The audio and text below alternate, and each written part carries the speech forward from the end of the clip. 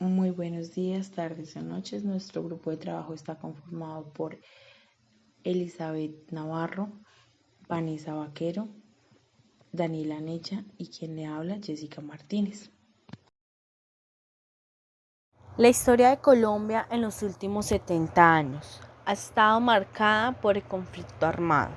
En sus inicios, la desigualdad, repartición de la tierra y la falta de espacios para participación política dieron cavidad al uso de la violencia y la lucha armada, un método que en los años siguientes se fue reforzando con la irrupción del narcotráfico, el narcoterrorismo, la presencia de nuevos actores políticos y armados en un contexto de lucha revolucionaria, guerra fría y guerra contra el terrorismo, que ha ido transformando el conflicto en una razón de ser y métodos de subsistencia. En el siglo XIX, el Partido Conservador y el Partido Liberal de Colombia se institucionalizaron. El primero se caracterizaba por tener una agenda continuista del sistema social y político que protegía los intereses de la clase adinerada, mientras que en el segundo se presentaba con una alternativa reformadora y en defensa de los intereses de comerciantes y grupos menos favorecidos de la sociedad.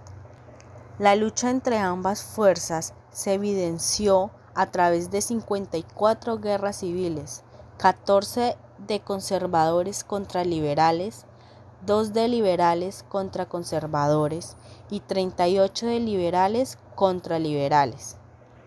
El enfrentamiento terminó desencadenando en lo que se conoce como el periodo de la violencia. Como principales protagonistas del conflicto armado en Colombia, se puede hablar de la pluralidad de los actores que han alimentado y transformado el conflicto armado en el país. Aunque los principales actores del conflicto siempre han sido, en su mayoría, los partidos políticos tradicionales y los movimientos guerrilleros, el surgimiento de diferentes grupos revolucionarios como los paramilitares y la influencia del narcotráfico ha tenido mayor o menor predominancia según el periodo en que se estudie.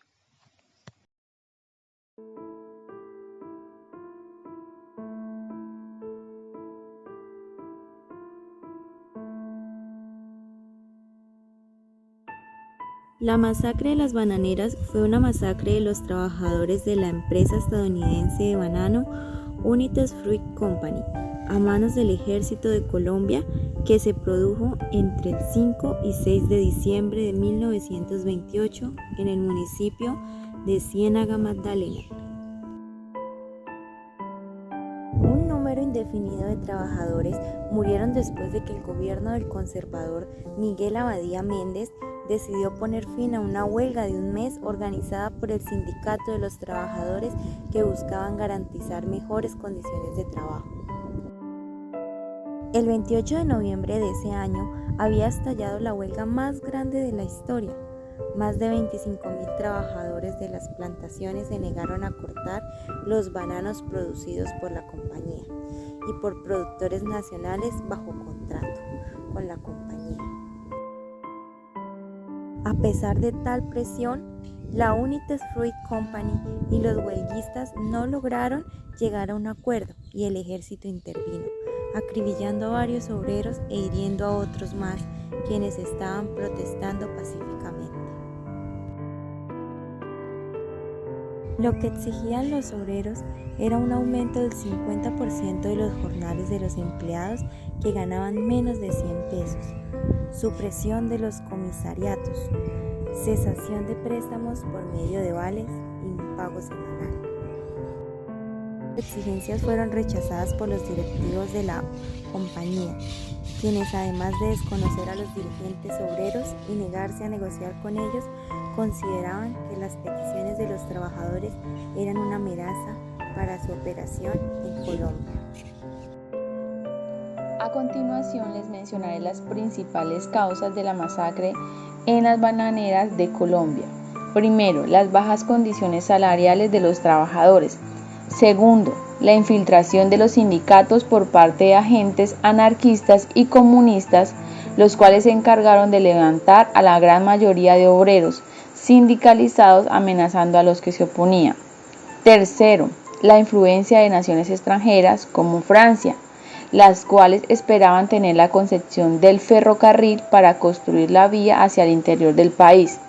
Y finalmente, el gran error fue haber enviado al ejército y no a la policía a controlar a los trabajadores campesinos y a sus familias, las cuales fueron usadas de carne de cañón por los comunistas y agitadores profesionales infiltrados, lo cual lograron crear una confusión, y la inexactitud de los informes levantados y la intervención de fuerzas extrañas al conflicto causaron la idea de que fueron miles los muertos, cuando los informes dan un dato de 9 aproximadamente, pero en donde cayeron mujeres y niños, y sobre todo los destrozos materiales, los cuales fueron ocasionados por los anarquistas infiltrados en las instalaciones de la empresa.